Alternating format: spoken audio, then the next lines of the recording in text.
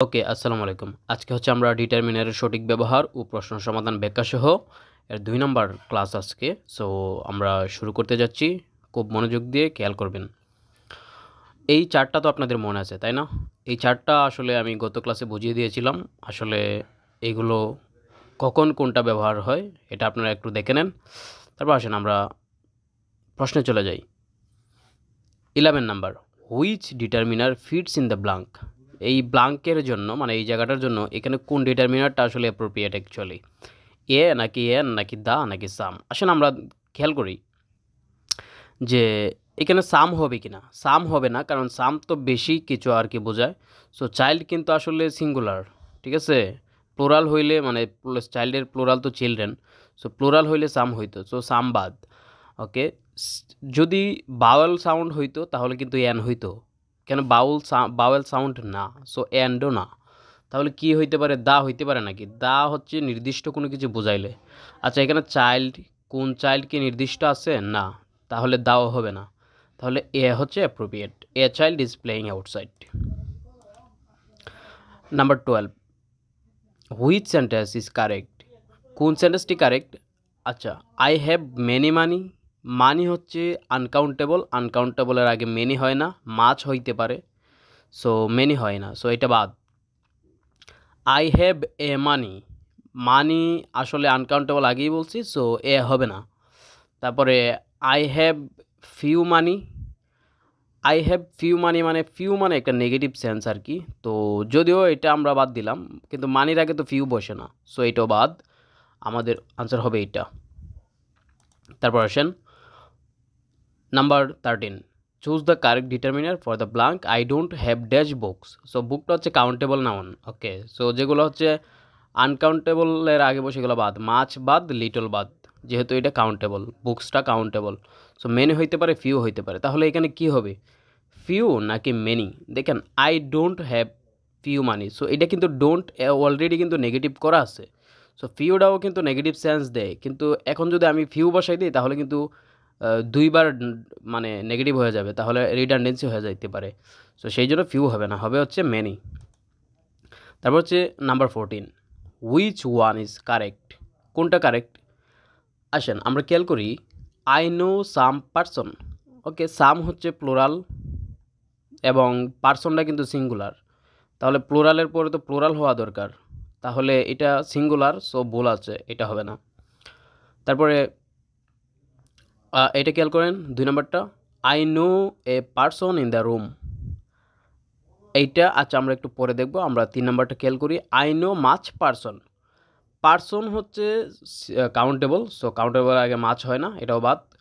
I know any person, any বসে একমাত্র negative এবং ইন্টারোগেটিভ সেন্টেন্সে, সো এখানে এটাও বাদ। তাহলে আমাদের আনসার হবে I know a person. Okay, number 15, select the correct determiner.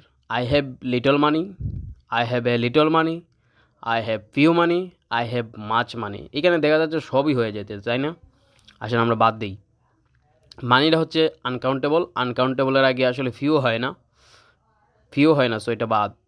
I have little money, little money হইতে পারে, লিটলও হইতে পারে, মাছও হইতে পারে। তাহলে এখানে আসলে কোনটা হবে? এখানে হবে লিটল মানি। কেন লিটল মানি হবে? কারণ লিটলটা আসলে নেগেটিভ সেন্স দিচ্ছে, সো এখানে লিটলটাই আসলে খুব সুন্দর আর কি। আর আই হ্যাভ লিটল মানি, এইটা হচ্ছে কিছু মানি আছে আর কি, এরকম বোঝায়। সো এখানে আসলে বোঝাচ্ছে যে আই হ্যাভ লিটল মানি মানে আমার কাছে টাকা নাই বললেই চলে, ঠিক আছে? মাছ হইতে পারে, কিন্তু এর চাইতে লিটল খুব বেশি একটা ভালো হয় দিলে। তারপর আসেন, choose the correct option, there is much people in the room. Okay, so পিপলটা হচ্ছে প্লোরাল, প্লোরাল এবং কাউন্টেবল, কাউন্টেবলের আগে মাছ বসে না, মাছ বসে না, এটাও বাদ, এটাও বাদ। তারপরে মেনি বসতে পারে, এটা তো মেনি আছে। তাহলে আমরা জানি যে দেয়ার দ্বারা সেন্টেন্স শুরু হলে বার্বটা বসে, এখানে বার্বটা বসে এর পরের ইয়াটা অনুযায়ী, এটা কি বলে, এটাকে মূলত সাবজেক্ট ধরা হয়, ঠিক আছে? এর পরেরটা হচ্ছে সাবজেক্ট। তাহলে এটা হচ্ছে মেনি পিপল হচ্ছে এখানে সাবজেক্ট, মেনি পিপল হচ্ছে প্লুরাল, সো আর হবে ভার্ব। তো দেখা যাচ্ছে যে সব মিলিয়ে এই ঘ নাম্বারটা হচ্ছে রাইট। তারপর হচ্ছে number 17, which one is correct. তো অ্যাপল হচ্ছে কি কাউন্টেবল না আনকাউন্টেবল? অবশ্যই কাউন্টেবল, অ্যাপল গণনা করা যায়। সো কাউন্টেবল, অ্যাপলসের আগে সাম বসতে পারে, কারণ সাম কাউন্টেবল এবং আনকাউন্টেবল উভয়ের আগেই বসে। সো এখানে এটা হইতে পারে। তারপরে দেখি এটা হয় নাকি, হ্যাঁ ফিউও হইতে পারে। ওকে, তারপরে এনি হবে না, কারণ এনি ইন্টারোগেটিভ এবং নেগেটিভে বসে। তারপরে এ অ্যাপলস, এটা প্লুরাল কিন্তু এ হচ্ছে একটি বোঝাচ্ছে, তাহলে কি এরকম অর্থ হয় নাকি একটি আপেলগুলো? এটা তো এরকম হয়ে যাচ্ছে, তাহলে এটা হবে না, তাহলে এই দুইটা বাদ, হয় সাম না হয় ফিউ। এখন আমি আপেল খাবো, আচ্ছা এখন আপেল খাবেন, এখন ফিউ অর্থ তো নেই বললেই চলে এরকম কিছু, তাই না? তাহলে আপেল খাবেন, যেটা খাবেন ওটা তো আছে কিছু, তাই না? তাহলে যদি থাকে তাহলে তো সাম হবে, ফিউ হবে না।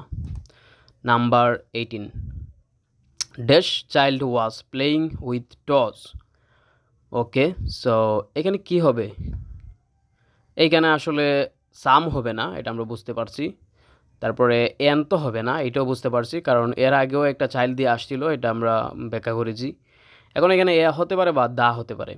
এখন নির্দিষ্ট হইলে দা বসবে, আর অনির্দিষ্ট হইলে এ বসবে। সো এখানে দা দিলাম, কারণ টয় দিয়ে খেলতেছে, ঠিক আছে, নির্দিষ্ট। তারপরে number 19, choose the correct determiner for the sentence dash students came late today. Okay, students কিন্তু কাউন্টেবল না আনকাউন্টেবল? কাউন্টেবল। কাউন্টেবলের আগে মাঝ বসে না, তাহলে এটা বাদ। এ স্টুডেন্টস কি হবে? স্টুডেন্টস প্লুরাল, প্লুরালের আগে এ, একটাই স্টুডেন্টগুলো, এরকম কোনো অর্থ হয় না, তাহলে এটা এও হবে না, তাহলে হয় মেনি না হয় সাম।